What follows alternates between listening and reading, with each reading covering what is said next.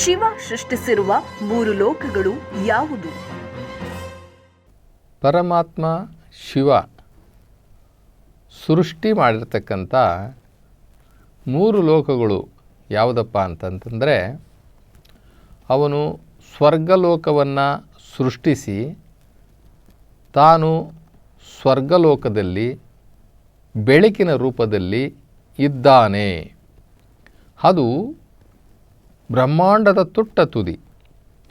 ಬ್ರಹ್ಮಾಂಡದ ತುಟ್ಟ ತುದಿಯಲ್ಲಿ ಆ ನಿರಾಕಾರ ಶಿವನು ಬೆಳಕಿನ ರೂಪದಲ್ಲಿ ಇರ್ತಕ್ಕಂಥ ಆ ಒಂದು ಲೋಕವನ್ನು ನಾವು ಶಿವಲೋಕ ಅಂತ ಕರಿತೀವಿ, ಅಥವಾ ಸ್ವರ್ಗಲೋಕ ಅಂತ ಕರಿತೀವಿ. ಅದರಿಂದ ಸ್ವಲ್ಪ ಕೆಳಗಡೆ ಅಲ್ಲಿ ಸೂಕ್ಷ್ಮ ಲೋಕ ಅಥವಾ ಆತ್ಮಗಳ ಲೋಕ ಅಂತ ಇದೆ. ಆತ್ಮಗಳಲ್ಲಿ ವಿಶ್ರಾಂತಿಯನ್ನು ಪಡಿತವೆ. ಇನ್ನು ಅದರಿಂದ ಸ್ವಲ್ಪ ಕೆಳಗಡೆ ಬಂದರೆ ಅದು ಮರ್ತ್ಯಲೋಕ. ಮರ್ತ್ಯಲೋಕ ಅಂತಂದರೆ ನಾವು ವಾಸ ಮಾಡ್ತಾ ಇರ್ತಕ್ಕಂಥದ್ದು. ಇನ್ನು ಅದಕ್ಕಂತ ಸ್ವಲ್ಪ ಕೆಳಗಡೆ ಬಂದರೆ ಅದು ಪಾತಾಳ ಲೋಕ ಅಂತ ಹೇಳಿಬಿಟ್ಟು ಕರೀತಾರೆ. ಹೀಗೆ ಮೂರು ಲೋಕಗಳನ್ನು ಆ ನಿರಾಕಾರ ಶಿವ ಸೃಷ್ಟಿಸಿ ಈ ಮೂರು ಲೋಕಗಳನ್ನು ಪಾಲನೆ ಮಾಡ್ತಾ ಇದ್ದಾನೆ. ಈ ಮೂರು ಲೋಕಗಳಿಗೆ ಸೃಷ್ಟಿಕರ್ತ ಅವನು ನಿರಾಕಾರ ಶಿವನೇ ಆಗಿದ್ದಾನೆ. ಆದರೆ ನಮಗೊಂದು ಡೌಟ್ ಬರ್ತದಲ್ಲ, ನಮ್ಮಲ್ಲಿ ಭಾರತ ದೇಶದಲ್ಲಿ ಒಂದು ನಂಬಿಕೆ ಇದೆ. ಏನು ಅಂತಂದರೆ, ತ್ರಿಮೂರ್ತಿಗಳು ಈ ಒಂದು ಜಗತ್ತನ್ನು ಸೃಷ್ಟಿಸಿದರು. ತ್ರಿಮೂರ್ತಿಗಳು ಈ ಜಗತ್ತನ್ನು ಸೃಷ್ಟಿಸಿದರು. ವಿಷ್ಣು ಅಂದರೆ ವಿಷ್ಣು ಅವತಾರದಲ್ಲಿರ್ತಕ್ಕಂಥ ವಿಷ್ಣು ಅವನು ಪಾಲನೆ ಮಾಡ್ತಾನೆ. ಬ್ರಹ್ಮನು ಸೃಷ್ಟಿಯನ್ನು ಸೃಷ್ಟಿ ಮಾಡ್ತಾನೆ. ರುದ್ರನು ಒಂದು ದಿನ ಒಂದು ದಿನ ಇದನ್ನು ನಾಶ ಮಾಡ್ತಾನೆ. ಹೀಗೆ ತ್ರಿಮೂರ್ತಿಗಳು ಬ್ರಹ್ಮ ವಿಷ್ಣು ಮಹೇಶ್ವರ ಅಂತಕ್ಕಂಥ ಮೂರು ಜನ ತ್ರಿಮೂರ್ತಿಗಳಿದ್ದಾರೆ. ಅವರು ಈ ಮೂರು ಲೋಕಗಳನ್ನು ಸೃಷ್ಟಿಸಿದರು, ಇವರು ಸೃಷ್ಟಿಕರ್ತರು ಅಂತ ಹೇಳ್ತಾರೆ. ಆದರೆ ಯಾವುದೇ ಧರ್ಮಗ್ರಂಥಗಳು ಇದನ್ನು ನಂಬೋದಿಲ್ಲ ಅಥವಾ ಒಪ್ಪೋದಿಲ್ಲ. ವೇದ ಉಪನಿಷತ್ತುಗಳಲ್ಲೂ ಸಹ ತ್ರಿಮೂರ್ತಿಗಳ ಬಗ್ಗೆ ಹೇಳಿಕೆ ಇಲ್ಲ, ತ್ರಿಮೂರ್ತಿಗಳ ಬಗ್ಗೆ ಉಲ್ಲೇಖ ಇಲ್ಲ. ನಮ್ಮ ಭಾರತ ದೇಶ ನಂಬಿರ್ತಕ್ಕಂಥ ಭಗವದ್ಗೀತೆಯಲ್ಲೂ ಸಹ ತ್ರಿಮೂರ್ತಿಗಳ ಉಲ್ಲೇಖ, ತ್ರಿಮೂರ್ತಿಗಳ ರಚನೆ ಇಲ್ಲವೇ ಇಲ್ಲ. ಹಂಗಿದ್ರೆ ತ್ರಿಮೂರ್ತಿಗಳು ಎಲ್ಲಿಂದ ಬಂದರು, ಎಲ್ಲಿ ಹುಟ್ಕೊಂಡ್ರು ತ್ರಿಮೂರ್ತಿಗಳು ಅಂತಂತಂದರೆ ಪುರಾಣದಲ್ಲಿ ಹುಟ್ಕೊಂಡ್ರು.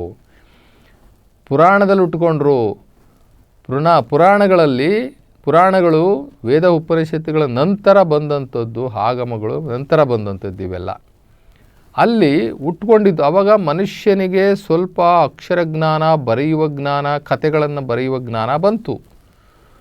ಕಥೆಗಳನ್ನು ಬರೆದು ಕಥೆಗಳಲ್ಲಿ ಪಾತ್ರಧಾರಿಗಳನ್ನು ಸೃಷ್ಟಿಸಿ ಅದ್ಭುತವಾದಂತಹ ಚಮತ್ಕಾರವುಳ್ಳಂತಹ ಕಥೆಗಳನ್ನು ಬರೆಯುವಂತಹ ಕಲೆ ಇವನಿಗೆ ಕರಗತವಾದಂಥ ಸಂದರ್ಭದಲ್ಲಿ, ಆ ಜ್ಞಾನ ಬಂದಂಥ ಸಂದರ್ಭದಲ್ಲಿ ಒಂದು ಪಾತ್ರಧಾರಿಗಳನ್ನು ಸೃಷ್ಟಿಸಿಕೊಂಡು ಅವರು ಕಥೆಗಳನ್ನು ಬರೆದರು. ಆ ಕಥೆಗಳು ಜನಗಳಿಗೆ ಸಿಕ್ತು. ಅದನ್ನು ಜನಗಳಿಗೆ ಹಳ್ಳಿ ಮರದ ಕಟ್ಟೆಯ ಮೇಲೆ ಅಥವಾ ದೇವಸ್ಥಾನಗಳಲ್ಲಿ ಪುರಾಣ ಓದ್ತೇನೆ, ಪುರಾಣ ಕೇಳ್ಬನ್ನಿ ಅಂತ ಹೇಳಿಬಿಟ್ಟು ಪುರಾಣವನ್ನು ಹೇಳಲಿಕ್ಕೆ ಭಾಗವತರು ಹುಟ್ಟುಕೊಂಡ್ರು. ಆ ಭಾಗವತರುಗಳು ಈ ಪುರಾಣದ ಕಥೆಗಳನ್ನು ಜನಗಳಿಗೆ ತಿಳಿಸ್ತಾ ಹೋದರು. ಆ ಕಥೆಗಳಲ್ಲಿ ಬಂದಂತಹ ಪಾತ್ರಧಾರಿಗಳು ಕಾಲಮಾನದಿಂದ ಕಾಲಮಾನಕ್ಕೆ, ಯುಗದಿಂದ ಯುಗಮಾನಕ್ಕೆ ಏನಾದರು ಅಂದರೆ ಅವರೆಲ್ಲ ದೇವರುಗಳಾಗಿ ನಿಂತ್ಕೊಂಡ್ಬಿಟ್ರು. ಆ ಕಥಾನಾಯಕರುಗಳೆಲ್ಲರನ್ನೂ ಸಹ ಮುಂದಿನ ದಿನಗಳಲ್ಲಿ ಅಂದರೆ ಸಂತತಿ ಬೆಳೆದಂಗೆ ಏನಾಯಿತು ಅಂತಂದರೆ ಆ ಕಥಾನಾಯಕರುಗಳನ್ನೇ ದೇವರುಗಳಾಗಿ ನಿಂತ್ಕೊಂಡ್ಬಿಟ್ರು. ಆದ್ದರಿಂದ ತ್ರಿಮೂರ್ತಿಗಳು ಇದನ್ನು ಸೃಷ್ಟಿ ಮಾಡಿದ್ರು ಅಂತಂತಂದರೆ ನಮ್ಮ ಭಾರತ ದೇಶದಲ್ಲಿ ಸ್ವಲ್ಪ ಜನ ನಂಬ್ತಾರೆ ಅಷ್ಟೇ. ಆದರೆ ಜಗತ್ತಲ್ಲಿ ಯಾರನ್ನು ಸಹ ಅದನ್ನು ನಂಬೋದಿಲ್ಲ. ಈ ಬ್ರಹ್ಮಾಂಡವನ್ನು ಸೃಷ್ಟಿಸಿದವನು ಒಬ್ಬನೇ, ಅವನು ಏಕೈಕನು ಅನ್ನುವಂಥದ್ರಲ್ಲಿ ಇಡೀ ಭೂಮಿ ಮೇಲಿರ್ತಕ್ಕಂಥ ಎಲ್ಲ ಜನ ನಂಬ್ತಾರೆ. ಒಬ್ಬನೇ ದೇವರಿಂದ ಸೃಷ್ಟಿ ಆಗಿದೆ ಈ ಸೃಷ್ಟಿ, ಈ ಜಗತ್ತು ಅಂತಕ್ಕಂಥದ್ದು. ಈ ಜಗತ್ತು ಅಂತಂತಂದರೆ ಅದು ಲಿಂಗದ ರೂಪದಲ್ಲಿ ಇದೆ, ಗೋಳಾಕಾರವಾಗಿ ಲಿಂಗದ ರೂಪದಲ್ಲಿದೆ. ಅದರಿಂದ ಅದನ್ನು ನೋಡಿಕೊಂಡೇ ಲಿಂಗಗಳು ಪೂಜೆಗೆ ಪ್ರಾರಂಭ ಆಗಿದ್ದು. ಪೂಜೆಗೆ ಲಿಂಗಗಳು ಉಟ್ಕೊಂಡಿದ್ದೇನೆ ಭೂಲೋಕ ಅಥವಾ ಈ ಬ್ರಹ್ಮಾಂಡ ಲಿಂಗದ ಆಕಾರದಲ್ಲಿದೆ ಅಂತಕ್ಕಂಥದ್ದು. ಈಗ ಬ್ರಹ್ಮಾಂಡವನ್ನು 3 ಭಾಗ ಮಾಡೋಣ ಅಂತ ಇಟ್ಕೊಳ್ಳಿ. ಈಗ ಬ್ರಹ್ಮಾಂಡ ಅಂದರೆ ಲಿಂಗ. ಆ ಲಿಂಗವನ್ನು 3 ಭಾಗ ಮಾಡಿದ್ರೆ ಮೇಲ್ಗಡೆ ಒಂದು ಭಾಗವನ್ನು ನಾವು ಸ್ವರ್ಗಲೋಕ ಅಥವಾ ದೇವಲೋಕ ಅಥವಾ ಶಿವಲೋಕ, ಅದರ ಮಧ್ಯದಲ್ಲಿ ಬರ್ತಕ್ಕಂಥದ್ದು ಮರ್ತ್ಯಲೋಕ, ಅದರಿಂದ ಕೆಳಗಡೆ ಬರ್ತಕ್ಕಂಥದ್ದು ಪಾತಾಳ ಲೋಕ. ಹೀಗೆ 3 ಲೋಕಗಳನ್ನು ಆ ಪರಮಾತ್ಮ ನಿರಾಕಾರ ಶಿವ ಸೃಷ್ಟಿ ಮಾಡ್ದ ಅಂತ ಹೇಳಿಬಿಟ್ಟು ನಮಗೆ ಅನೇಕ ಉಲ್ಲೇಖಗಳು ಮತ್ತು ಧರ್ಮಶಾಸ್ತ್ರಗಳು ವೇದ ಉಪನಿಷತ್ತುಗಳು ಸಹ ಹೇಳ್ತವೆ. ಬಸವಣ್ಣರವರೊಂದು ವಚನದಲ್ಲಿ ಹೇಳ್ತಾರೆ ನೋಡ್ರಿ, ಸ್ವಾಮಿ ನೀನು ಶಾಶ್ವತ ನೀನು. ಸ್ವಾಮಿ ನೀನೇನಿದೆಯಲ್ಲ, ನಿರಾಕಾರ ಶಿವ ನೀನೇನಿದೆಯಲ್ಲ, ನೀನೇ ಸ್ವಾಮಿ, ನೀನು ಶಾಶ್ವತ, ನೀನು ಹುಟ್ಟೋದಿಲ್ಲ, ನೀನು ಸಾಯೋದಿಲ್ಲ, ನೀನು ಭೂಮಿಯ ಮೇಲೆ ಜನ್ಮ ತಗೊಳ್ಳೋದಿಲ್ಲ. ಸ್ವಾಮಿ ನೀನು ಶಾಶ್ವತ ನೀನು, ಎತ್ತಿದೆ ಬಿರುದ ಜಗವನ್ನು ಹರಿಯಲು. ಈ ಜಗವನ್ನು ನೀನು ಸೃಷ್ಟಿ ಮಾಡಿದೆ, ಜಗವನ್ನು ಅರಿಯಲು. ಮಹಾದೇವ ನೀನೇ ಮಹಾದೇವ. ಇಲ್ಲಿಂದ ಮುಂದಕ್ಕೆ ಯಾವ ದೇವರು ಇಲ್ಲ, ಯಾವ ಶಬ್ದವೂ ಇಲ್ಲ. ಪಶುಪತಿ ಜಗಕ್ಕೆ ಏಕೈಕ ದೇವ, ಪಶುಪತಿ ಜಗಕ್ಕೆ ಏಕೈಕ ದೇವ. ಸ್ವರ್ಗ ಮರ್ತ್ಯ ಪಾತಾಳಕ್ಕೆಲ್ಲ ಒಬ್ಬನೇ ದೇವ, ನಮ್ಮ ಶಿವ ಕೂಡಲ ಸಂಗಮ ದೇವ. ಇನ್ನು ಇದಕ್ಕೂ ಅಂತ ಸ್ಪಷ್ಟೀಕರಣ ಏನು ಬೇಕು? ಬೇಕಾಗಿಲ್ಲ. ಇನ್ನು ಜಗದಗಲ ಮುಗಿಲಗಲ ಮಿಗೇಗಲ ನಿಮ್ಮಗಲ ಪಾತಾಳದಿಂದ ಅತ್ತತ್ತ ನಿಮ್ಮ ಶ್ರೀಚರಣ, ಪಾತಾಳದಿಂದ ಅತ್ತತ್ತ ನಿಮ್ಮ ಶ್ರೀಚರಣ, ಬ್ರಹ್ಮಾಂಡದಿಂದ ಅತ್ತತ್ತ ನಿಮ್ಮ ಶ್ರೀಮುಕುಟ, ಅಗಮ್ಯ ಅಗೋಚರ ಅಪ್ರತಿಮ ಅಪ್ರಮಾಣ. ಇದು ಆ ಲಿಂಗವನ್ನು, ಆ ಬ್ರಹ್ಮಾಂಡವನ್ನು ಬಸವಣ್ಣನವರು ವರ್ಣನೆ ಮಾಡ್ತಾ ಇರ್ತಕ್ಕಂಥದ್ದು. ಇನ್ನು ಸಿದ್ದರಾಮೇಶ್ವರರು ಹೇಳ್ತಾರೆ, ತ್ರೈಲೋಕದೊಡೆಯ ಜಗದ ಕರ್ತ ಅಂತ ಹೇಳ್ತಾರೆ ಶಿವನಿಗೆ. ತ್ರೈಲೋಕದೊಡೆಯ ಜಗದ ಕರ್ತ ಅಂತ ಹೇಳ್ಬಿಟ್ಟು ಸಿದ್ದರಾಮೇಶ್ವರರು ಹೇಳ್ತಾರೆ. ಹೀಗೆ ಸ್ವರ್ಗ ಮರ್ತ್ಯ ಪಾತಾಳ ಅಂತಕ್ಕಂಥ 3 ಲೋಕಗಳನ್ನು ಆ ನಿರಾಕಾರ ಶಿವ ಸೃಷ್ಟಿಸ್ತಾನೆ. ಇನ್ನು ನಾವು ಬೇರೆ ಧರ್ಮಗ್ರಂಥಗಳನ್ನು ಸಹ 3 ಲೋಕಗಳಿರ್ತಕ್ಕಂಥದ್ದು, ಜಗತ್ತಿನ ಬೇರೆ ಧರ್ಮಗ್ರಂಥಗಳನ್ನ ನೋಡಬೇಕು. ಬರೀ ನಾವು ಬಾವಿ ಕಪ್ಪೆಗಳು ಆಗಬಾರ್ದು, ನಮ್ಮ ಭಾರತ ದೇಶದಷ್ಟೇ ಇಟ್ಕೋಬಾರ್ದು. ನಾವು ನಮ್ಮ ಭಾರತ ದೇಶ ಬಿಟ್ಟರೆ ಇನ್ನು ಎಷ್ಟು ಕೋಟಿ ಜನಸಂಖ್ಯೆ ಐತೆ, ಎಷ್ಟು ಭೂಪ್ರದೇಶ ಐತೆ, ಅದನ್ನೆಲ್ಲವನ್ನು ನಾವು ನೋಡಬೇಕಾಗುತ್ತೆ. ನಾವು ಹೇಳೋದನ್ನು ಜಗತ್ತು ಒಪ್ಪಬೇಕು, ಅಥವಾ ಜಗತ್ತು ಒಪ್ಪಿರೋದನ್ನು ನಾವು ಯೋಚನೆ ಮಾಡಿ ನೋಡಬೇಕು. ನಾವು ಹೇಳೋದೇ ಸರಿ ಅಂತಕ್ಕಂಥದ್ದು ಅಲ್ಲ, ಅಥವಾ ಜಗತ್ತು ಹೇಳಿರೋದನ್ನು ತಿರಸ್ಕಾರ ಮಾಡುವಂಥದ್ದು ಅಲ್ಲ, ಹೋಲಿಕೆ ಮಾಡಿ ನಾವು ನೋಡಬೇಕಾಗುತ್ತೆ. ಇಲ್ಲಿ ಸ್ವರ್ಗ ಅಂತಂದಾಗ ಶಿವಲೋಕ ಅಂತ ಕರೀತಾರೆ, ಸ್ವರ್ಗ ಅಂತ ಕರೀತಾರೆ, ಅಥವಾ ಪರಂಧಾಮ ಅಂತ ಕರೀತಾರೆ. ಈ ಏನೇ ಹೆಸರು ಕರೆದ್ರೂ ಕೂಡ ಅದು ಪರಮಾತ್ಮ ನಿರಾಕಾರ ಶಿವ ಬೆಳಕಿನ ರೂಪದಲ್ಲಿದ್ದುಕೊಂಡು ಅಲ್ಲಿಂದ ಈ ಜಗತ್ತನ್ನು 3 ಲೋಕಗಳನ್ನು ಕೂಡ ಅಲ್ಲಿಂದಲೇ ನಿಯಂತ್ರಣ ಮಾಡ್ತಾನೆ ಅನ್ನುವಂಥದ್ದು ಒಂದು ನಂಬಿಕೆ. ನಂತರ ಮರ್ತ್ಯಲೋಕ ಅಂತಂದರೆ ನಾವಿರ್ತಕ್ಕಂಥದ್ದು. ಈ ಮರ್ತ್ಯಲೋಕ ನಾವಿರ್ತಕ್ಕಂಥದ್ದು ಅಂತಂದಾಗ ಈ ಭೂಮಿ ಈ ಆಕಾಶದಲ್ಲಿ ತೇಲ್ತಾ ಇದೆ. ಹೇಗೆ ತೇಲ್ತಾ ಇದೆ ಅಂತಂದರೆ ಸೂರ್ಯನ ಸುತ್ತಕೊಂಡು ತಿರುಗ್ತಾ ಇದೆ. ಸೂರ್ಯನ ಸುತ್ತಾ ಇದೆ. ಅಲ್ಲಿಗೆ ಸೂರ್ಯ ಎಷ್ಟು ದೊಡ್ಡವನು, ಈ ಭೂಮಿನೇ ನಮಗೆ ದೊಡ್ಡದು ಅನ್ನೋದಾದರೆ ಆ ಸೂರ್ಯನ ಸುತ್ತ ಈ ಭೂಮಿ ಸುತ್ತುತ್ತೆ. ಭೂಮಿ ಅಷ್ಟೇ ಇಲ್ಲ, ಅನೇಕ ಗ್ರಹಗಳು ಸುತ್ತಾ ಇದ್ದಾವೆ. ಆಕಾಶ ಅಂತಂದ್ರೇ ನಮಗೆ ಬಹಳ, ನಾವು ಅದೇ ಬಸವಣ್ಣರು ಹೇಳ್ದಂಗೆ ಅಗಮ್ಯ ಅಗೋಚರ ಅಪ್ರತಿಮ ಅಪ್ರಮಾಣ. ಅದನ್ನು ಊಹೆ ಮಾಡಲಿಕ್ಕೆ ಆಗೋದಿಲ್ಲ. ಮನುಷ್ಯನಿಗೆ ಆ ನಾಲೆಡ್ಜೇ ಇಲ್ಲ. ಈ ಭೂಮಿ ಆಗಲಿ, ಈ ಪ್ರಕೃತಿ ಆಗಲಿ, ಈ ಆಕಾಶವನ್ನಾಗಲಿ ಇಮ್ಯಾಜಿನೇಷನ್ ಮಾಡ್ಕೊಳ್ಳಿಕ್ಕೂ ಆಗಲ್ಲ, ಜಡ್ಜ್ಮೆಂಟ್ಗೆ ಬರೋದಿಲ್ಲ. ಇದು ಮರ್ತ್ಯ ಲೋಕ. ಈ ಮರ್ತ್ಯ ಲೋಕದಲ್ಲಿ ಬೆಟ್ಟ ಇದ್ದಾವೆ, ಗುಡ್ಡ ಇದ್ದಾವೆ, ನದಿಗಳಿದ್ದಾವೆ, ಸಾಗರಗಳಿದ್ದಾವೆ ಅಲ್ವಾ, ಘನ ರೂಪದಲ್ಲಿದ್ದಾವೆ, ಅನಿಲ ರೂಪದಲ್ಲಿದ್ದಾವೆ, ದ್ರವ ರೂಪದಲ್ಲಿದ್ದಾವೆ. ಈ ಭೂಮಿಯ ಅಥವಾ ಈ ಮರ್ತ್ಯ ಲೋಕದಲ್ಲಿ ಏನಾದರೂ ಇದ್ದಾವೆ ಅಂತಂದರೆ 3 ಭಾಗ ಮಾಡಬಹುದು. ಘನ ರೂಪ, ಅನಿಲ ರೂಪ ಅಥವಾ ದ್ರವ ರೂಪ. 3 ರೂಪಗಳನ್ನು ನಾವು ನೋಡ್ತೀವಿ ಈ ಮರ್ತ್ಯ ಲೋಕದಲ್ಲಿ. ಅನಿಲ ರೂಪ ಅಂತಂತಂದರೆ ಬೇಕಾದಷ್ಟು ಆಮ್ಲಜನಕ ಇದೆ, ಇಂಗಾಲ ಡೈಆಕ್ಸೈಡ್ ಇದೆ, ಏನೇನೋ ಬೇಕಾದಷ್ಟು ಅನಿಲಗಳು ತುಂಬಿಟ್ಟಿದ್ದಾನೆ ಪರಮಾತ್ಮ ನಿರಾಕಾರ ಶಿವ ಇದರಲ್ಲಿ ತುಂಬಿದ್ದಾನೆ. ಇನ್ನು ಜಲ ರೂಪದಲ್ಲಿರ್ತದೆ ನೀರು. ಇನ್ನು ನೀರಿಗೆ ಪ್ರತಿಸ್ಪರ್ಧಿಯಾಗಿರ್ತಕ್ಕಂಥ ಇನ್ನು ಬೇಕಾದಷ್ಟು ಬೇರೆ ಬೇರೆವೆಲ್ಲ ಪಾದರಸನೂ ಕೂಡ ನೀರಿದ್ದಂಗೆ ಇರ್ತದೆ. ಹೀಗೆ ಮೂರು ನಮ್ಮ ಈ ಭೌತಿಕ ಕಣ್ಣಿಗೆ ಕಾಣುವಂಥದ್ದು ಘನರೂಪ, ಅನಿಲ ರೂಪ ಮತ್ತು ದ್ರವ. ಅನಿಲವನ್ನು ನಾವು ನೋಡಲಿಕ್ಕೆ ಆಗೋದೇ ಇಲ್ಲ. ಗಾಳಿನ ಯಾರು ನೋಡಿದ್ದಾರಾ? ಆದರೆ ಇದೆ ಅಂತ ನಾವು ನಂಬಬೇಕು. ನಂತರ ಈ ಜಗತ್ತಲ್ಲಿ ಈ ಘನರೂಪ, ಅನಿಲ ರೂಪ ಅಥವಾ ದ್ರವರೂಪ ಇವನ್ನು ಯಾವ ತತ್ವದಲ್ಲಿ ಮಾಡಿದ್ದಾನೆ ಆ ಪರಮಾತ್ಮ ನಿರಾಕಾರ ಶಿವ? ಈ 3 ಅಲ್ಲದಲೇ ಇನ್ನೂ 2 ತತ್ವಗಳಿದ್ದಾವೆ. ಅವೆಲ್ಲವೂ ಸೇರಿಕೊಂಡ್ರೆ 5 ತತ್ವಗಳಾಗುತ್ತೆ, ಪಂಚತತ್ವಗಳಾಗುತ್ತೆ. ಪಂಚತತ್ವಗಳು ಈ ಭೂಮಿ, ಆಕಾಶ, ನೀರು, ಬೆಂಕಿ, ಗಾಳಿ, ಹೀಗೆ ಪಂಚತತ್ವಗಳು. ಈ ಪಂಚತತ್ವಗಳಲ್ಲಿ ಈ ಆಕಾಶ ತತ್ವ ಇದೆಯಲ್ಲ, ಇದು ಬಹಳ ಮನುಷ್ಯನಿಗೆ ನಿರೀಕ್ಷೆಗೆ ಮೀರಿದಂತಹ ಅತಿ ದೊಡ್ಡ ನಾಲೆಡ್ಜು. ಅದು ಅನಿಲ ಜೊತೆಗೆ ಆಕಾಶದ ಪ್ರಕಾಶ, ನಕ್ಷತ್ರಗಳು. ಯಾರಾದ್ರೂ ಈ ಆಕಾಶದ ಪ್ರಕಾಶ ಅಂದರೆ ಆ ಸೂರ್ಯನನ್ನು ಇಮ್ಯಾಜಿನೇಷನ್ ಮಾಡಲಿಕ್ಕಾಗುತ್ತಾ? ಇದು ಆಕಾಶ ದೀಪ, ಜಗತ್ತಿನ ದೀಪ, ಬ್ರಹ್ಮಾಂಡದ ದೀಪ. ಅದನ್ನು ನಾವು ಘನರೂಪ ಅಂತ ಹೇಳಲಿಕ್ಕೂ ಆಗೋಲ್ಲ, ಅಥವಾ ಹತ್ತಿರಕ್ಕೆ ಹೋಗಿ ನೋಡಿದವರು ಇಲ್ಲ. ಅದು ಘನರೂಪ ಅಂತ ಹೇಳಿದವರಿದ್ದಾರೆ, ಇಲ್ಲ ಘನರೂಪ ಅಲ್ಲ, ಅದು ಅನಿಲ ರೂಪ ಅಂತ ಹೇಳಿದವರಿದ್ದಾರೆ. ಅದು ಅನಿಲನೂ ಅಲ್ಲ, ಅದು ಜಲರೂಪದಲ್ಲಿದೆ ಅಂತ ಹೇಳಿರೋರು ಇದ್ದಾರೆ. ಸೃಷ್ಟಿಕರ್ತನ ಸೃಷ್ಟಿ ಯಾರು ಹೇಳಲಿಕ್ಕೆ ಬರ್ತದೆ? ಅದು ಏನೇ ಆದರೂ ಕೂಡ ಈ ಜಗತ್ತಿನಲ್ಲಿ ಸೃಷ್ಟಿಯಾಗಿರ್ತಕ್ಕಂಥ ಅದು ಅನಿಲ ರೂಪ ಇರ್ಬೋದು, ಘನರೂಪ ಇರ್ಬೋದು, ಅಥವಾ ದ್ರವರೂಪ ಇರ್ಬೋದು.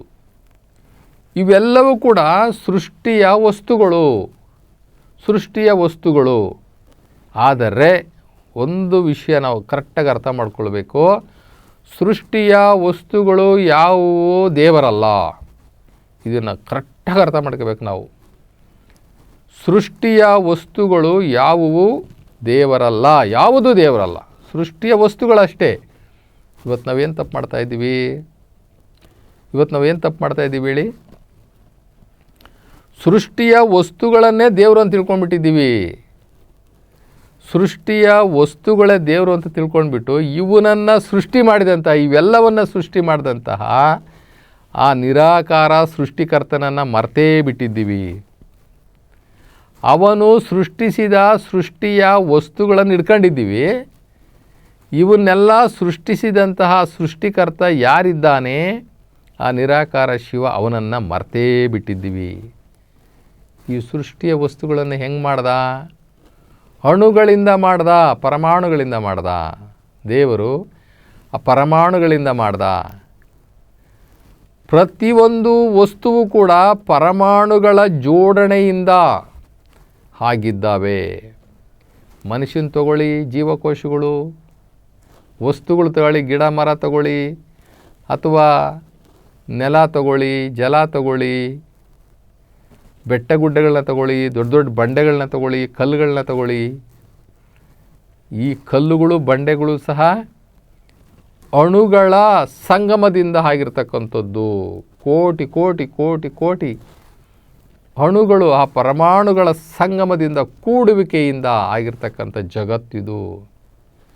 ಆದರೆ ಪ್ರತಿಯೊಂದು ಅಣುವಿನಲ್ಲೂ ಸಹ ಚೈತನ್ಯವಿದೆ. ಪ್ರತಿಯೊಂದು ಅಣುವಿನಲ್ಲೂ ಸಹ ಚೈತನ್ಯ ಇದೆ. ಆದರೆ ಅದು ಜಡವಸ್ತು. ಚೈತನ್ಯ ಇದೆ ಅನ್ನುವ ಕಾರಣಕ್ಕೆ ಇವತ್ತು ನಾವು ಎಲ್ಲ ಜಡವಸ್ತುಗಳನ್ನು ದೇವರು ಅಂತ ನೋಡ್ತಾ ಇದ್ದೀವಿ. ಇದು ಎಷ್ಟು ತಪ್ಪು ಮಾಡ್ತಾ ಇದ್ದೀವಿ. ಇದು ಜ್ಞಾನ, ಇದು ದೈವಜ್ಞಾನ, ಇದು ಆಧ್ಯಾತ್ಮಿಕ ಜ್ಞಾನ. ಸೈನ್ಸೇ ಬೇರೆ, ಸ್ಪಿರಿಚುಯಾಲಿಟಿನೇ ಬೇರೆ. ಸ್ಪಿರಿಚುಯಾಲಿಟಿ ಇದು ಎಕ್ಸ್ಟ್ರೀಮ್ಲಿ ಡಿಫ್ರೆಂಟ್. ಅದು ಲೌಕಿಕ, ಇದು ಅಲೌಕಿಕ. ಇದು ಇಂದ್ರಿಯ, ಅದು ಇಂದ್ರಿಯಾತೀತ. ಇದು ಇಂದ್ರಿಯಗಳಿಗೆ ಗೋಚರಿಸುವಂಥದ್ದು, ನಮ್ಮ ಪಂಚೇಂದ್ರಿಯಗಳಿಗೆ ಗೋಚರಿಸುವಂಥದ್ದು. ಆ ಪರಮಾತ್ಮ, ಆ ಎಲೆಕ್ಟ್ರಾನ್, ನ್ಯೂಟ್ರಾನ್, ಆ ಒಂದು ಅಣುಗಳಲ್ಲಿ ಅಣುಗಳನ್ನು ನಾವು ನೋಡೋಕ್ಕಾಗುತ್ತಾ? ಅಣುಗಳನ್ನು ನೋಡಲಿಕ್ಕಾಗುತ್ತಾ? ಅದೇ ಅಗೋಚರ. ಆ ಒಂದು ಚೈತನ್ಯಶೀಲವಾಗಿರ್ತಕ್ಕಂಥ ಆ ಅಣುಗಳು, ಅಣುವಿನಲ್ಲಿ ಚೈತನ್ಯ ಇದೆ ಅನ್ನುವಂತಹ ಕಾರಣಕ್ಕೆ ದೇವರು ಎಲ್ಲ ಕಡೆ ಇದ್ದಾನೆ ಅಂತ ಹೇಳ್ತೀವಿ, ಅದು ತಪ್ಪು. ಎಲ್ಲದರಲ್ಲೂ ದೇವರಿದ್ದಾನೆ ಅಂತ ಹೇಳ್ತೀವಿ, ಅದೂ ತಪ್ಪು. ಚೈತನ್ಯ ಇದೆ, ದೇವರು ಇಟ್ಟಿದ್ದಾನೆ, ಅಣುಗಳಲ್ಲಿ ಚೈತನ್ಯ ಇಟ್ಟಿದ್ದಾನೆ. ಆದರೆ ಅವು ಜಡವಸ್ತುಗಳೇ, ದೇವರು ನಿರ್ಮಿಸಿದಂತಹ ಜಡವಸ್ತುಗಳೇ, ಅವು ದೇವರುಗಳಲ್ಲ. ಇವತ್ತು ಕಲ್ಲು, ಮಣ್ಣು, ಮರ, ಗಿಡ, ಭೂಮಿ, ಆಕಾಶ, ನೀರು ಎಲ್ಲವನ್ನು ನಾವು ಪೂಜೆ ಮಾಡ್ತಾ ಇದ್ದೀವಲ್ಲ, ಇವೆಲ್ಲವೂ ಕೂಡ ಜಡವಸ್ತುಗಳು. ಆ ಅಣುವಿನಲ್ಲಿ ಪ್ರೋಟಾನ್, ನ್ಯೂಟ್ರಾನ್, ಎಲೆಕ್ಟ್ರಾನ್ ಅನ್ನುವಂತಹ ಒಂದು ಶಕ್ತಿ ಹರಿತಾ ಇದೆ. ಪ್ರತಿಯೊಂದು ಅಣುವಿನಲ್ಲೂ ಪ್ರೋಟಾನ್, ನ್ಯೂಟ್ರಾನ್, ಎಲೆಕ್ಟ್ರಾನ್ ಅನ್ನುವಂತಹ 3 ಚಲನಶೀಲ ಶಕ್ತಿಗಳು ಒಳಗಡೆ ಸಂಚಾರ ಮಾಡ್ತಾ ಇದ್ದಾವೆ. ಅದಕ್ಕೋಸ್ಕರ ನಾವು ಅವನ್ನು ಚೈತನ್ಯವಿರುವಂಥ ವಸ್ತುಗಳು ಅಂತ ಕರಿತೀವಿ. ಆದರೆ ಅದರಲ್ಲಿ ಚೈತನ್ಯ ಇದ್ರೂ ಕೂಡ ಪರಮಾತ್ಮನು ಅಣುಗಳಿಗೆ ಚೈತನ್ಯ ತುಂಬಿದ್ದಾನೆ. ಅಣುಗಳಿಗೆ ಚೈತನ್ಯ ತುಂಬಿ ಆ ಅಣುಗಳಿಂದ ಒಂದು ವಸ್ತುವನ್ನು, ಜಡವಸ್ತುವನ್ನು ಮಾಡಿದ್ದಾನೆ. ಜಡವಸ್ತುವನ್ನು ಮಾಡಿದ ತಕ್ಷಣಕ್ಕೆ ಅದು ದೇವರಾಗೋದಿಲ್ಲ, ಅದು ದೇವರ ಸೃಷ್ಟಿ. ದೇವನು ನಿರ್ಮಿಸಿದಂತಹ ಒಂದು ವಸ್ತು ಅಂತ ತಿಳ್ಕೊಬೇಕು, ಅದನ್ನೇ ದೇವರು ಅಂತ ತಿಳ್ಕೊಳ್ಬಾರ್ದು. ಇವತ್ತು ಚೈತನ್ಯ ಇದೆ ಅಂತ ಹೇಳಿಬಿಟ್ಟು ನಮ್ಮ ಕೆಲವರು ಶಾಸ್ತ್ರಕಾರರು, ಅವರು ಇವರು ಪಂಡಿತರುಗಳು ಹೇಳ್ತಾರೆ ದೇವರು ಎಲ್ಲ ಕಡೆ ಇದ್ದಾನೆ, ಎಲ್ಲದರಲ್ಲೂ ಇದ್ದಾನೆ, ಎಲ್ಲ ಕಡೆ ಇದ್ದಾನೆ ದೇವರು, ಎಲ್ಲದರಲ್ಲೂ ಇದ್ದಾನೆ. ಇದು ತಪ್ಪು ತಪ್ಪು ತಪ್ಪು ತಪ್ಪು. ದೇವನು ಯಾವ ವಸ್ತುವಲ್ಲೂ ಇಲ್ಲ, ಆ ನಿರಾಕಾರ ಶಿವನು ಯಾವ ವಸ್ತುವಲ್ಲೂ ಇಲ್ಲ. ಬಸವಣ್ಣವ್ರು ಹೇಳ್ತಾರೆ, ನಮ್ಮ ಶರಣರು ಹೇಳ್ತಾನೆ, ಮಡಿಕೆಯನ್ನು ಮಾಡುವವ ಕುಂಬಾರ, ಕುಂಬಾರ ಮಡಿಕೆ ಮಾಡ್ತಾನೆ ಅಂಥೇಳಿ ಆ ಮಡಿಕೆಯೇ ಕುಂಬಾರನಲ್ಲ. ಅಥವಾ ವ್ಯವಸಾಯ ಮಾಡುವಂಥವನು ಒಕ್ಕಲಿಗ, ಒಕ್ಕಲಿಗ ವ್ಯವಸಾಯವನ್ನು ಮಾಡ್ತಾನೆ ಅಂದ ತಕ್ಷಣಕ್ಕೆ ಅವನು ಆ ಬೀಜ, ಆ ಕಾಳುಗಳು, ಆ ಪೈರು ಅದು ಅವನಲ್ಲ, ಅವನೇ ಬೇರೆ, ಈ ವಸ್ತುಗಳೇ ಬೇರೆ. ಕಮ್ಮಾರನು ಕಬ್ಬಿಣವನ್ನು ಮಾಡ್ತಾನೆ, ಆದರೆ ಕಮ್ಮಾರನು ಕಬ್ಬಿಣವಲ್ಲ, ಕಬ್ಬಿಣನೇ ಬೇರೆ, ಕಮ್ಮಾರನೇ ಬೇರೆ. ಆದ್ದರಿಂದ ಈ ಜಗತ್ತಿನಲ್ಲಿ ತೋರುವಂತಹ ಎಲ್ಲ ವಸ್ತುಗಳು, ಈ ಜಗತ್ತಿನಲ್ಲಿ ನಮ್ಮ ಭೌತಿಕ ಕಣ್ಣುಗಳಿಗೆ ಕಾಣುವಂತಹ, ಈ ಭೌತಿಕ ಕಣ್ಣುಗಳಿಗೆ ಕಾಣುವಂತಹ ಎಲ್ಲ ವಸ್ತುಗಳು ಆ ನಿರಾಕಾರ ಪರಮಾತ್ಮ ಶಿವನು ಸೃಷ್ಟಿಸಿದಂತಹ ಸೃಷ್ಟಿಯ ವಸ್ತುಗಳು. ಈ ಸೃಷ್ಟಿಯ ವಸ್ತುಗಳು ಯಾವತ್ತೂ ಕೂಡ ದೇವರಾಗಲಿಕ್ಕೆ ಸಾಧ್ಯ ಇಲ್ಲ. ಆದರೆ ಮನುಷ್ಯ ಮಾತ್ರ ಈ ಥರ ತಪ್ಪು ತಿಳ್ಕೊಂಡಿದ್ದಾನೆ. ಈಗ ನಾವು ಬಾಂಬನ್ನು ಕಂಡುಹಿಡಿದಿದ್ದೀವಿ. ಈ ಪ್ರೋಟಾನ್, ನ್ಯೂಟ್ರಾನ್, ಎಲೆಕ್ಟ್ರಾನ್ ಇವುಗಳ ಚಲನೆಗಳನ್ನು ನಾವು ನಮ್ಮ ಸಂಶೋಧನೆಯಲ್ಲಿ ಕಂಡುಕೊಂಡು ಆ ಶಕ್ತಿಯನ್ನು ತಗೊಂಡು ನಾವು ಬಾಂಬನ್ನು ಕಂಡುಹಿಡಿದಿದ್ವಿ. ಆ ಬಾಂಬ್ ಅಂತಕ್ಕಂಥದ್ದು ಯಾವುದಕ್ಕೆ ಬರ್ತದೆ ನಮಗೆ? ಮಾನವನ ನಾಶಕ್ಕೆ. ಮಾನವನ ನಾಶಕ್ಕೆ ಅಷ್ಟೇ ಬರ್ತದೆ. ಅಥವಾ ಯಾವುದೋ ಒಂದು ಭೂ ಪ್ರದೇಶವನ್ನು ಸುಡಬಹುದು, ಇಡೀ ಜಗತ್ತನ್ನು ಸುಡೋಕ್ಕಾಗಲ್ಲ. ಯಾವುದೋ ಒಂದು ನಿರ್ದಿಷ್ಟವಾದಂಥ ಭೂ ಪ್ರದೇಶವನ್ನು ನಾವು ಬಾಂಬ್ ಹಾಕಿ ಸುಡಬಹುದು. ಆದರೆ ಮನುಷ್ಯನ ವಿಪರೀತ ದುರ್ಬುದ್ಧಿ, ದುರಹಂಕಾರ ಅಥವಾ ದೇವರು ಅವನಿಗೆ ಕೊಟ್ಟಂತಹ ಜ್ಞಾನವನ್ನು ದುರುಪಯೋಗ ಮಾಡಿಕೊಂಡಿರೋದು ಇದು ಮಾನವ ಕಲ್ಯಾಣಕ್ಕಲ್ಲ. ಆದ್ದರಿಂದ ನಾವು ಆ ನಿರಾಕಾರ ಪರಮಾತ್ಮ ಶಿವನನ್ನು ನಂಬಬೇಕೇ ಹೊರತು ಅವನು ಸೃಷ್ಟಿಸಿರ್ತಕ್ಕಂಥ ಸೃಷ್ಟಿಯ ವಸ್ತುಗಳನ್ನು ದೇವರು ಅಂತ ತಿಳ್ಕೊಂಡು ಅನಾಹುತ ಮಾಡ್ಕೋಬಾರ್ದು. ಮನುಷ್ಯನ ಸೃಷ್ಟಿ ಮಾಡಿದ್ದಾನೆ, ಪ್ರಾಣಿಗಳನ್ನು ಸೃಷ್ಟಿ ಮಾಡಿದ್ದಾನೆ, ಗಿಡ ಮರಗಳನ್ನು ಸೃಷ್ಟಿ ಮಾಡಿದ್ದಾನೆ, ಜಲಚರಗಳನ್ನು ಸೃಷ್ಟಿ ಮಾಡಿದ್ದಾನೆ, ಕ್ರಿಮಿಕೀಟಗಳನ್ನು ಸೃಷ್ಟಿ ಮಾಡಿದ್ದಾನೆ. ಜಲಚರಗಳು ನಾವು ಅದೊಂದು ದೊಡ್ಡ ಲೋಕ. ಈ ಭೂಮಿಯ ಮೇಲೆ 72-73% ಜಲವನ್ನು ಆವರಿಸಿರ್ತಕ್ಕಂಥ ಪ್ರದೇಶ ಇದೆ. ಭೂಮಿ ಬರೀ ಕೇವಲ ಕಾಲ್ಭಾಗ, ಇನ್ನು ಮುಕ್ಕಾಲು ಭಾಗ ಇರತಕ್ಕಂಥದ್ದು ಜಲ ಪ್ರದೇಶ. ಆ ಜಲ ತುಂಬಿರ್ತಕ್ಕಂತಹ ಜಲದಲ್ಲಿ ಎಷ್ಟು ಕೋಟಿ ಕೋಟಿ ಜೀವರಾಶಿಗಳಿದ್ದಾವೆ, ಜಲಚರಗಳು. ಎಂತಹ ದೊಡ್ಡ ದೊಡ್ಡ ಗಾತ್ರದ ಪ್ರಾಣಿಗಳು ಆ ನೀರಲ್ಲಿ ವಾಸ ಮಾಡ್ತಾ ಇದ್ದಾವೆ. ಅವೆಲ್ಲವನ್ನು ಕೂಡ ನಾವು ವಸ್ತುಗಳು ಅಥವಾ ಆ ಪ್ರಾಣಿ ಪಕ್ಷಿಗಳು, ಆ ಜಲಚರಗಳನ್ನು ನಾವು ದೇವರು ಅಂತ ತಿಳಿಲಿಕ್ಕಾಗುತ್ತಾ? ಪ್ರಾಣಿಗಳನ್ನು ನಾವು ಪೂಜೆ ಮಾಡ್ತಾ ಇದ್ದೀವಿ ಇವತ್ತು. ಪ್ರಾಣಿಗಳನ್ನು ನಾವು ದೇವ್ರ ಸಮಾನ ಇಡ್ಲಿಕ್ಕಾಗುತ್ತಾ? ಗಿಡ ಮರಗಳನ್ನು ನಾವು ಪೂಜೆ ಮಾಡ್ತಾ ಇದ್ದೀವಿ. ಗಿಡ ಮರಗಳನ್ನು ನಾವು ದೇವ್ರ ಸಮಾನ ಇಡ್ಲಿಕ್ಕಾಗುತ್ತಾ? ಜಲಚರದಲ್ಲಿ ಸಿಗ್ತಕ್ಕಂಥ ಪ್ರಾಣಿಗಳು ಒಂದೊಂದು ದೊಡ್ಡ ದೊಡ್ಡ ಮನೆಗಳಿದ್ದಂಗೆ ಇದ್ದಾವೆ, ದೊಡ್ಡ ದೊಡ್ಡ ಅಪಾರ್ಟ್ಮೆಂಟ್ಗಳು ಗಾತ್ರದಲ್ಲಿದ್ದಾವೆ ಅಂತ ತಿಳ್ಕೊಂಬಿಟ್ಟು ಅವನ್ನೆಲ್ಲ ನಾವು ದೇವ್ರ ಸಮಾನ ಮಾಡಲಿಕ್ಕಾಗುತ್ತಾ? ಅದರಿಂದ ಸೂಕ್ಷ್ಮ ಲೋಕದಲ್ಲಿ ನಾವು ಬೆಳಕಿನ ಒಂದು ದೊಡ್ಡ ಆಲಯ ಇದೆ, ಸೂಕ್ಷ್ಮ ಲೋಕ ಅಂತ ಕರೀತಾರೆ. ಆ ಸೂಕ್ಷ್ಮ ಲೋಕದಲ್ಲಿ ಒಂದು ದೊಡ್ಡ ಬೆಳಕಿನ ಆಲಯ ಇದೆ. ಅಲ್ಲಿ ಆತ್ಮಗಳಾಗಿ ನಾವು ಇರುವಂಥವರು ನಾವು ಆ ದೇವರ ಇಚ್ಛೆ ಮತ್ತು ಆಜ್ಞೆ ಪ್ರಕಾರವಾಗಿ ನಾವು ಭೂಮಿಯ ಮೇಲೆ ಬರ್ತೀವಿ. ಈ ಭೂಮಿಯ ಮೇಲೆ ಸ್ವಲ್ಪ ದಿನ ಇರ್ತೀವಿ. ನಮ್ಮ ಈ ಒಂದು ಉಸಿರು ಇರೋವರೆಗೂ ಇರ್ತೀವಿ. ಉಸಿರು ನಿಂತ ತಕ್ಷಣ ಆತ್ಮ ಆಚೆ ಹೋಗುತ್ತೆ. ಆಚೆ ಹೋದ ತಕ್ಷಣ ನಾವು ನಮ್ಮ ಇಲ್ಲಿಯ ಸಂಪರ್ಕವನ್ನು ನಾವು ಕಡಿದುಕೊಳ್ಳುತ್ತೇವೆ, ಸಂಪರ್ಕ ಇಲ್ದಂಗೆ ಮಾಡ್ಕೊಳ್ತೀವಿ. ಇವೆಲ್ಲವೂ ನಶ್ವರ, ಎಲ್ಲವೂ ಕೂಡ ಒಂದಿನ ನಾಶ ಆಗುತ್ತೆ. ಆದರೆ ಎರಡು ಮಾತ್ರ ಸತ್ಯವಾಗಿ ಉಳಿತವೆ. ಯಾವುದು ಅಂತಂತಂದರೆ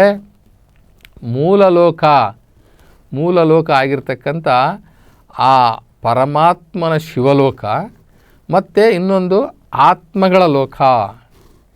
ಇವೆರಡು ನಾಶ ಆಗೋದಿಲ್ಲ. ಪರಮಾತ್ಮ ಇರ್ತಕ್ಕಂಥ ಆ ಶಿವಲೋಕ ಅಂದರೆ ಸ್ವರ್ಗಲೋಕ ಮತ್ತು ಆತ್ಮಗಳ ಲೋಕ, ಆತ್ಮಗಳು ರಶ್ ತಗೊಳ್ಳುವಂಥದ್ದು, ಅಲ್ಲಿ ಈ ಎರಡು ಲೋಕಗಳು ಉಳಿತವೆ. ಇನ್ನು ಉಳಿದವು ಅವಾಗವಾಗ ರಿನೋವೇಷನ್ ಆಗ್ತಾ ಇರ್ತದೆ. ಪರಮಾತ್ಮ ನಿರಾಕಾರ ಶಿವ ಇವನ್ನೆಲ್ಲವನ್ನು ಕೂಡ ರಿನೋವೇಷನ್ ಅಂತಂದರೆ ಆವಾಗವಾಗ ಆಲ್ಟ್ರೇಷನ್ ಅಂತ ಹೇಳ್ತೀವಲ್ಲ ನಾವು, ಹಳೆದನ್ನು ಒಡೆದು ಹಾಕಿ ಹೊಸದನ್ನು ಸೃಷ್ಟಿ ಮಾಡ್ಕೊಳ್ತೀವಲ್ಲ, ಹಾಗೆ ಪರಮಾತ್ಮನೂ ಕೂಡ ಈ ಬ್ರಹ್ಮಾಂಡವನ್ನು 5,000 ವರ್ಷಗಳಿಗೆ ಒಮ್ಮೆ ಈ ಭೂಲೋಕವನ್ನು ಹೊಸ ಸೃಷ್ಟಿಯನ್ನು ಮಾಡ್ತಾನೆ ಅಂತಕ್ಕಂಥದ್ದು ಎಲ್ಲ ಧರ್ಮಗ್ರಂಥಗಳ ನಂಬಿಕೆಯಾಗಿದೆ. ಆದ್ದರಿಂದ ಆ ಪರಮಾತ್ಮ ನಿರಾಕಾರ ಶಿವನು 3 ಲೋಕಗಳ ಒಡೆಯನಾಗಿದ್ದಾನೆ, ತ್ರೈಲೋಕದ ತ್ರೈಜಗದ ಕರ್ತನಾಗಿದ್ದಾನೆ.